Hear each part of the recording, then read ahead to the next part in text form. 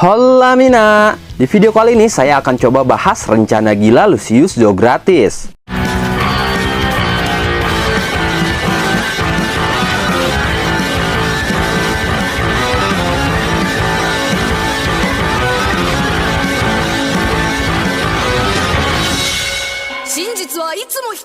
Tapi sebelum masuk ke pembahasannya, bagi kalian yang menonton video ini, saya minta dukungannya dengan mensubscribe channel ini. Karena berdasarkan analisis data ini, banyak viewer kami yang ternyata tidak mensubscribe channel ini. Bagi kami, satu subscribe dari kalian itu sangat berarti untuk perkembangan channel ini. Dan tentunya saya akan semakin semangat lagi untuk membuat konten menarik lainnya. Thank you.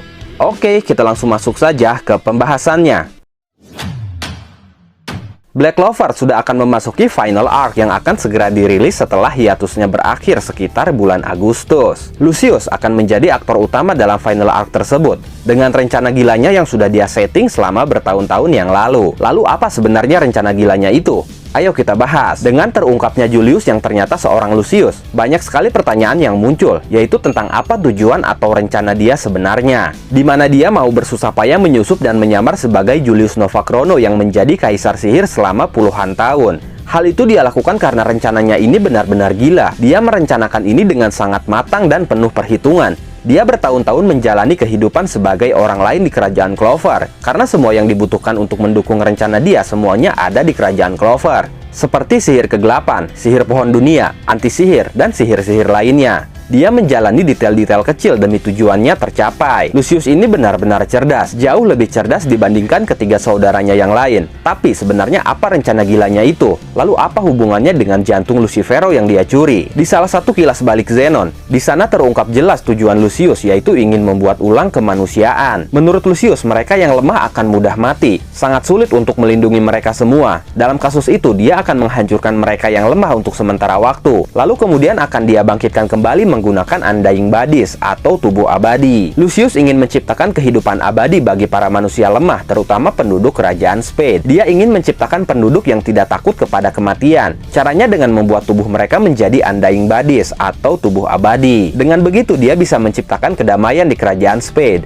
Lucius akan memusnahkan kehidupan manusia terlebih dahulu sebelum dia menggantinya dengan tubuh abadi. Dia ingin bertindak seperti dewa, bahkan Tuhan yang bisa menciptakan kehidupan manusia sesuai keinginannya sendiri. Rencana dia ini memang benar-benar gila. Secara tidak langsung dia akan melawan takdir Tuhan dengan mengobrak-ngabrik atau mengintervensi kehidupan para manusia yang sudah diatur oleh Tuhannya. Tapi apakah mungkin seorang manusia bertindak seperti itu layaknya seorang Tuhan? Bagi seorang Lucius semuanya bisa jadi mungkin. Karena dia akan memanfaatkan kekuatan iblis dan kekuatan sihir tiga saudaranya yang berhubungan dengan tubuh manusia untuk membuat tubuh abadi itu. Tapi pertanyaannya sekarang, Darkrai atau ketiga saudaranya semuanya telah dikalahkan dan tidak diketahui kondisinya seperti apa. Ada kemungkinan mereka pun telah mati, sehingga otomatis kekuatan iblis mereka pun telah hilang, dan syarat untuk membuat tubuh abadi seperti sihir tulang, sihir darah, dan sihir tubuh sudah tidak ada. Lalu apa yang akan Lucius lakukan? Untuk hal itu saya sempat penasaran dengan kepompong yang terbentuk dari akar-akar pohon klipot sebelumnya. Sebuah kepompong terbentuk biasanya berfungsi untuk menciptakan sesuatu atau mengupdate sesuatu menjadi sosok lain yang lebih dari sebelumnya, baik itu dari segi fisiknya, kekuatannya, kemampuannya, dan lain-lain. Jika ada sebuah kepompong, sudah pasti ada sesuatu di dalamnya yang memang sedang terbentuk. Nah, bagaimana jika kepompong-kepompong yang terbentuk oleh akar-akar pohon klipot ini ternyata disiapkan untuk kebangkitan Darkrai? Memang kepompong akar pohon klipot itu sendiri muncul di atas monster raksasa Lucifero. Dan kini monster Lucifero itu berhasil asta tebas. Tapi bukan berarti kepompong itu ikut hancur. Karena sesaat sebelum monster Lucifero itu ditebas, kepompongnya pun sudah terbentuk bulat sempurna. Ditambah ketika monster Lucifero tertebas oleh Asta, monster itu pun tidak mati,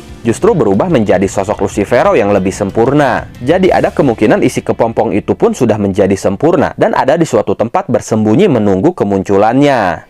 Di awal arc kerajaan Spade ini, Darkrai memang dikatakan sebagai salah satu villain utama. Tapi seiring berjalannya cerita, ada sesuatu yang janggal dari mereka.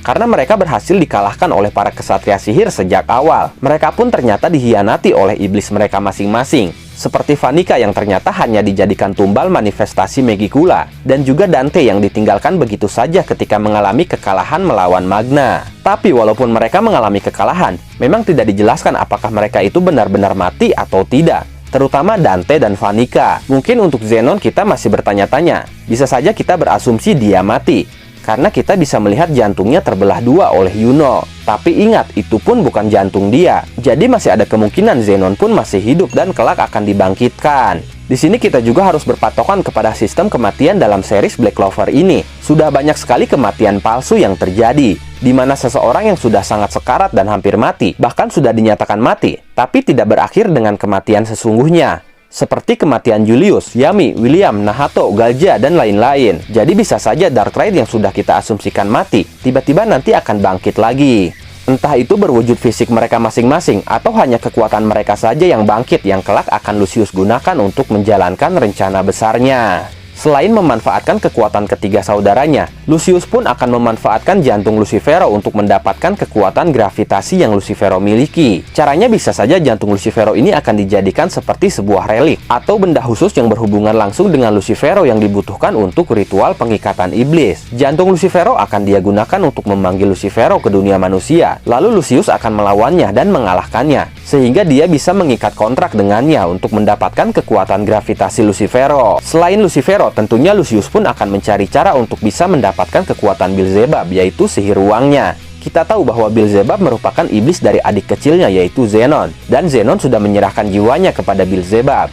Jadi bisa saja Lucius memiliki cara untuk memanggil Beelzebub dan mengikat kontrak juga dengan Beelzebub. Sehingga nanti jika rencana dia berhasil, dia akan memiliki kekuatan sihir otak atau jiwa, yaitu sihir miliknya sendiri. Lalu ketiga sihir saudaranya, yaitu sihir tubuh, sihir tulang, dan sihir darah. Selain itu, dia akan memiliki sihir dari ketiga iblis penguasa, yaitu sihir waktu, sihir gravitasi, dan sihir ruang. Dengan memiliki semua sihir itu, ini akan menjadikan dirinya tak terkalahkan, atau bisa dikatakan menjadi Undying Bodies. Kalian pasti bertanya-tanya, memangnya bisa setiap orang memiliki beberapa sihir? Jawabannya tentu saja bisa. Karena sejauh ini kita sudah banyak diperlihatkan seseorang yang memiliki beberapa sihir. Salah satunya Darkrai, kemudian Charmy, dan juga Mars.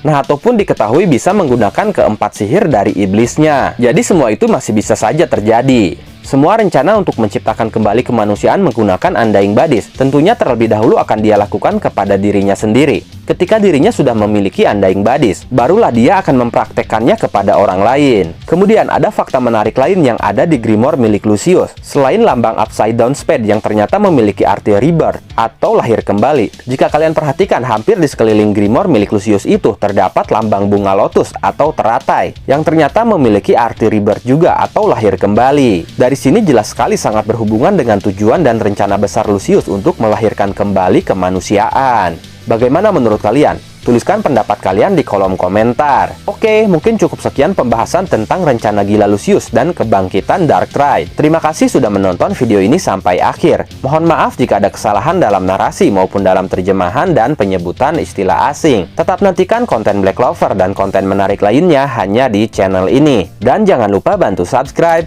like, komen, dan share videonya. Jangan lupa juga nyalakan loncengnya supaya kalian update terus dengan channel ini. Terima kasih dan sampai jumpa di video selanjutnya.